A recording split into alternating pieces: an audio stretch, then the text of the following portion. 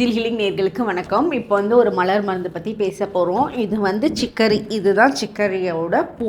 இந்த பூவோட மலர் மருந்து நமக்கு எதுக்காக பயன்படுத்தலாம் அப்படின்னா, இப்போ சிலருக்கு அடுத்தவங்களுக்காக நிறைய பண்ணுவாங்க. ஃபேமிலியில் குழந்தைங்களுக்கு, ஹஸ்பண்டுக்கு என்ன வேணும், இது உங்களுக்கு பண்ணுமா, இது செய்யணுமான்னு ஓடி ஓடி உழைப்பாங்க. ஆனால் அவங்க உழைக்கிறதுக்கு நிகரான அதே பாசம், இவங்க கொடுக்கக்கூடிய அதே பாசம் அவங்களுக்கு திருப்பி கிடைக்காத டைமில் ரொம்ப லோவாக ஃபீல் பண்ணிடுவாங்க. சில நேரத்தில் எதுக்கு கவலைப்படுறாங்கன்னு தெரியாமலே கண்ணில் இருந்து தண்ணி வரும். அந்த அன்னைக்கு அதாவது எதுக்கு கவலைப்படாங்கன்னு தெரியாமல் பட மாட்டாங்க.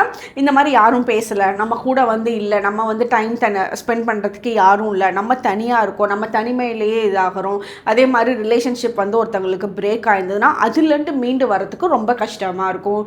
ஸோ இந்த மாதிரி ஒரு லோவாக ஃபீல் பண்ணுற டைமில் தனியாக அவங்களால ஹேண்டில் பண்ண முடியல இந்த எமோஷன்ற டைமை, இது சொல்கிறதுக்கு வேணால் ஈஸியாக இருக்கும். பட் இதை கோ த்ரூ பண்ணுறவங்களுக்கு ரொம்ப ஒரு ஹாண்டிங்கான மைண்ட் செட்டை கொடுக்கும்.